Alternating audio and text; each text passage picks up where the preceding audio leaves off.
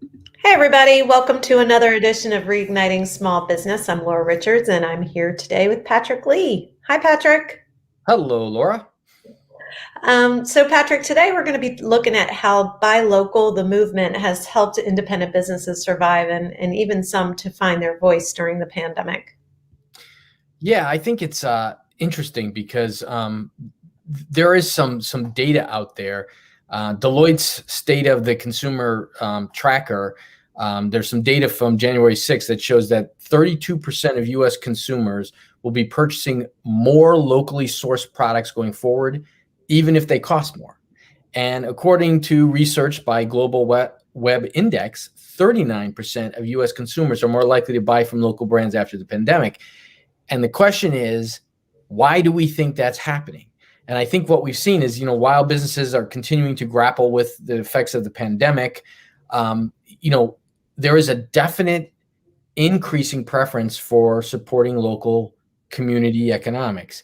And so we got to go, why? And when I start thinking about it, it makes a little bit of sense. I think that what's sort of happened is, we all know that the convenience retailers, the Amazons and so on that just deliver to your door, they got a big boost from this pandemic.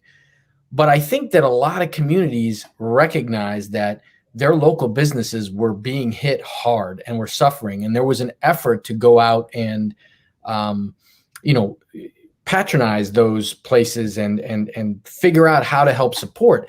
And I think what that did was then show what small businesses' strengths actually are, right? Because um, you know those folks now got to experience uh, the local business in all of its cultural relevancy to that community, and discovered that maybe they actually have a preference for that.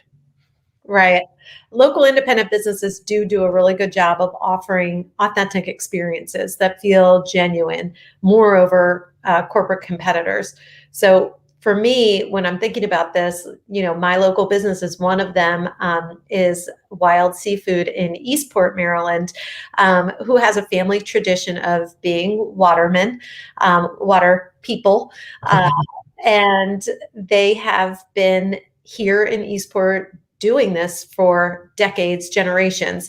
As a matter of fact, when you go into their shop, they're the two youngest ones who are like 9 and 11. Riley and Hunter are there. If you eat crabs, they have a few tables outside. If you eat crabs there, Riley will come out and bus. They go out in the morning and check the crab pots with their dad. It's a very wholesome experience. You feel known when you go there, and certainly you feel connected to them because of this family. Aren't going to get that feeling when you go to the seafood counter at Whole Foods.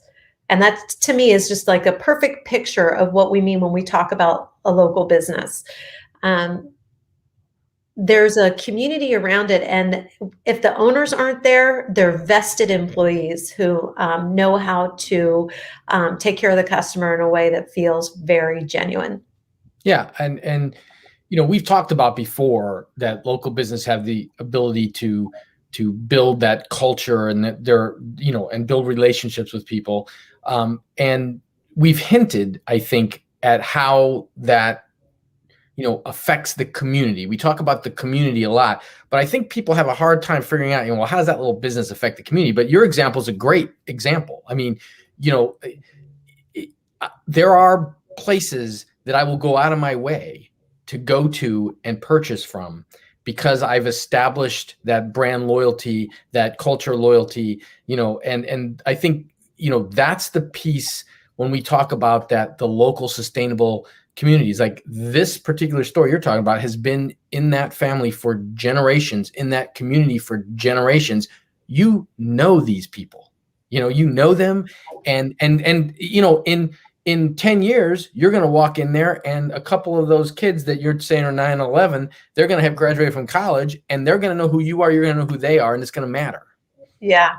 So So, one I of mean, the things that's interesting too in being in a small town, that's changing, is that you start to see when things are changing up. And on Main Street in Annapolis, certainly we're seeing an influx of corporate locations of stores, whether from Subway to, Chipotle. And one of the things that small businesses and local businesses really have is an identity of their own and a connection to the community that can't be replicated. And that's crucial to the town. So one of the other examples, and Patrick, you can elaborate a little bit on this, is in Old Ellicott City, just what that town means to the community and kind of the struggle that they've had, but the community support that they've also had.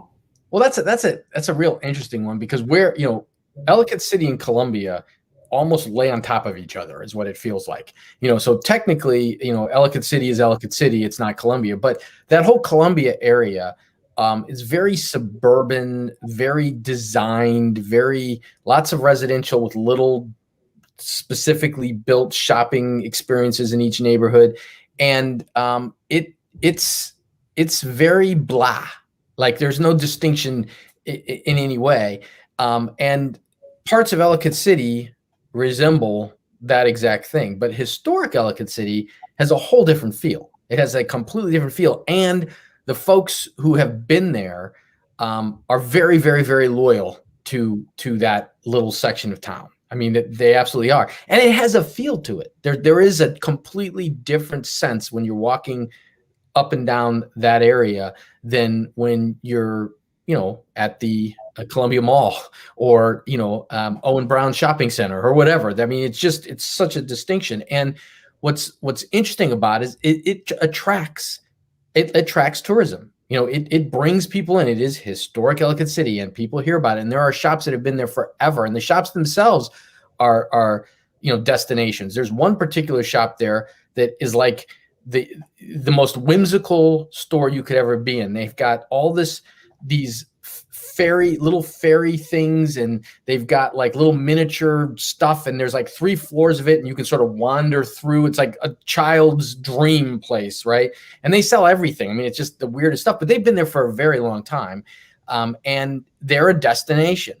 And I think the challenges are sort of well known. I'll let you talk about when the celebrity chef came to town, but what I'll tell about is the whole what happened. It seems like it happens every 10 or 15 years. There's a flood that flows through Ellicott City, and it has done a lot of damage in the past. And in a couple of instances, it was assumed that last flood was going to be the end of Ellicott City. And it never has. The residents and the owners and all have sort of brought it back every time. And I think that shows you sort of the resilience that happens in a place that has that culture versus, if the local strip mall caught fire, it probably stays a gutted building for who knows how long, versus everybody saying, no, this is a something that we need to fix. Yeah. Those floods were just devastating. And I think those 2 floods came within a period of 4 or 5 years. So I thought it was longer, but okay. Yeah. They had rebuilt, it came through again. And they are making a lot of changes. Unfortunately, the overbuilding and the suburban sprawl that led to it is requiring part of that community to be, I guess, repurposed and not be able to be downtown area anymore. But like you said, the heart of those businesses, many have rebuilt, and there was a big TV show on it, a Gordon Ramsay special about the refurbishing of 3 of those places. And I just hope, that they are going to thrive post-COVID. And I guess that remains to be seen. But another main street close to home, obviously here in Annapolis, we can look at some of the changes that have happened there over the years too. I moved here 23 years ago or 24 years ago, and there was the Market House in downtown was this just kind of old style market that had, it had fried chicken, it had a cheesemonger, it had a bakery, it had an oyster guy, and it really brought people around who, when tourism, for example, field trips came for historic field trips, they would go there, they would get their lunches, and they'd all be sitting out by the water eating whatever it was that they took away from these stalls. And it was a very warm center of town where both visitors and residents went to get their the things that they needed. And I got friendly with the baker down there, and every time morning when we would go and get our treats for our kids, our bagels to start the day, they would stick a little extra something in the bag. It was just one of those special places. Anyway, what happened to that was very unfortunate, because government intervention, they decided they could make more revenue if they refurbished it. They kicked all of those vendors out, effectively shutting down these businesses that were working, and they refurbished it and they opened back up. And of course, there was like a franchise donut shop in there, and instead of my baker. And ultimately it failed. And there's been several iterations of businesses in there over the years, and it never will it, in my opinion, achieve anything close to what it was. Right now, it's basically city run, and our tax dollars are basically funding this operation, which, to my knowledge, has never been cash flow positive since that time. And that's the typical overreach of government and bureaucracy. Like, we've seen a lot of that, like, with the pandemic too, of all these programs that are designed to try to get money into the hands where it's needed to salvage a lot of the small businesses and all. And yet you see how poorly it's done, how they don't understand, how things don't make any sense, how people that shouldn't be getting any funds do, how people who need funds can't. I mean, on and on and on. And what that is because there really isn't an understanding. I mean, for government, they're looking at it and they're just going, let's just check a box here. Like, hey, we could increase the square footage rent on that if we simply put some HVAC in there and, and brought in these folks. And there's a complete lack of understanding there. It's a much more check the box thing. And my story with the Market House is, my business at the time was probably 10, 12 minutes outside of downtown Annapolis. And I found myself, when I'm getting food out, going to a couple of local fast food chains. And I'm like, well, this doesn't make any sense. I should be getting food from local businesses downtown. But, as much as all of these towns, Annapolis being one of the major ones to say this, like, oh, parking's not a problem, it's not difficult. It is. Okay, parking is a problem. Traffic is a problem. It's one thing to hop in your car, zip 3 minutes down the road into a huge parking lot with a lot of parking, run into a store, get some food, or pull through a drive-through, than it is to drive the 12 minutes through all the stoplights with all the traffic downtown, find a parking place that might be near where you want to actually get the food from, get your food, get back in, and get back out of town. Well, if you're doing a half-hour, 45-minute lunch, there's not a lot of time there, right? So my thing was, I wanted to figure this out. And what I found was the Market House was actually the place I found, because they actually had a couple of parking places that were those 10 or 15-minute pickup only parking places. I could zip down to there, go in. I would choose a random spot to buy my food from. There's a couple that I favored, but I would kind of just rotate, get my food, hop back in the car, drive back, and it worked fine. So when they got rid of that, I literally stopped going downtown. That was the end of me spending my money downtown. So they completely did not accomplish any of what they were trying to do there.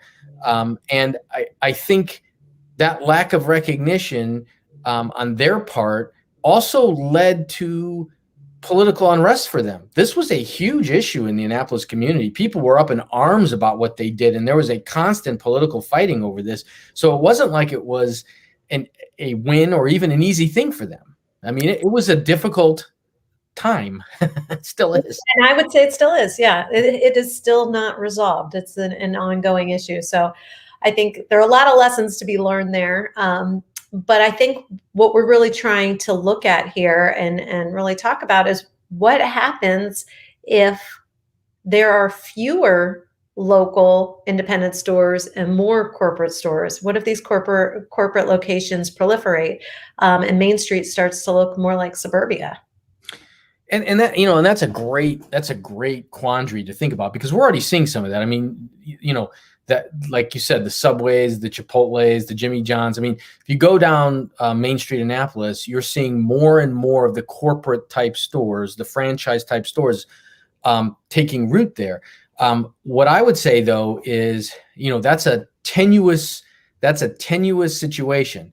And let's think about this for a second. If, we all know that local businesses contribute substantial presence to those Main Street communities, right? They shape the character of the character of the entire area, how people view it. They influence tourism. People who are visiting, the stores they go into, the interaction there is why they're visiting, right? And they're connecting with people. And let's think about this for a second. If you travel somewhere, say you travel to Annapolis and you go into Annabeth's, that's an experience. You go in there, you probably remember you were there. If you go somewhere and you go into a 7-Eleven, it's the same as every other 7-Eleven. And you won't remember, was it a 7-Eleven I went into when I traveled there? Or was it, a Highs, right? I mean, who knows? And I think that's really a very important thing to think about. I do a lot of travel, and I remember stores. When I went to Charleston, South Carolina, I specifically remember, and this was 10 years ago, I remember little stores that were there that I went into and had an experience. And there's one particular tea shop in Cass, West Virginia. Nobody's been there, but I have. And that was 25 years ago that I was in that store. And I remember, it's probably not there, but I remember that store very well. I have no idea. I was in Cincinnati last week. I cannot tell you what fast food restaurants I frequent in, as I was traveling through there. I mean, it doesn't work that way. And let's take it one step further. Let's say that these corporate stores do start taking over Main Street Annapolis. They're their own doom. I would actually, tell you that they don't want to win that war, because there's no care. They're dependent on people already being down there and saying, hey, you want to get a Subway? Or some local people who are working there, and they're like, that's inexpensive. Let's go to Subway. Nobody's driving to downtown Annapolis to go to a Subway. They're not doing that. So if you picture this, if you picture all of Main Street with, Jimmy John's, your Subway, your Chipotle, your Rite Aid, all those stores lining the street, guess what's going to happen? They're all going under, because parking is a problem. It is. Okay.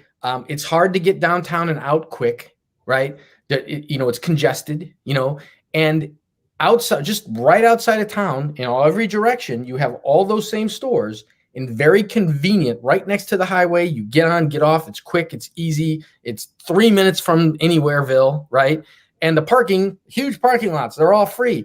Why would you go downtown to visit one of those stores where you can go 3 minutes from where you work outside of town and park for free and be in and out in 30 seconds? Convenience is going to win. The only thing that beats that convenience is this culture we're talking about.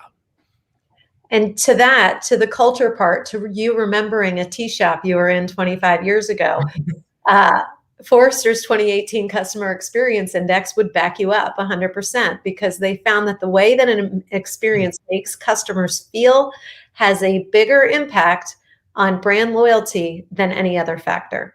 Local businesses have an advantage because they know how to make customers feel known and connect. Unfortunately, not all local businesses, while they might understand this in concept, are realizing that advantage. So they may not be using this as well as they could be. And that's a topic that we are going to talk about next week when we start talking about discovering your authentic voice. And we'll tell you all about that when you tune in next Thursday. Yep. It'll be a good conversation, I promise you. So thank you all for tuning in, and thank you, Laura. All right. We'll see you all next time. Bye-bye, everybody.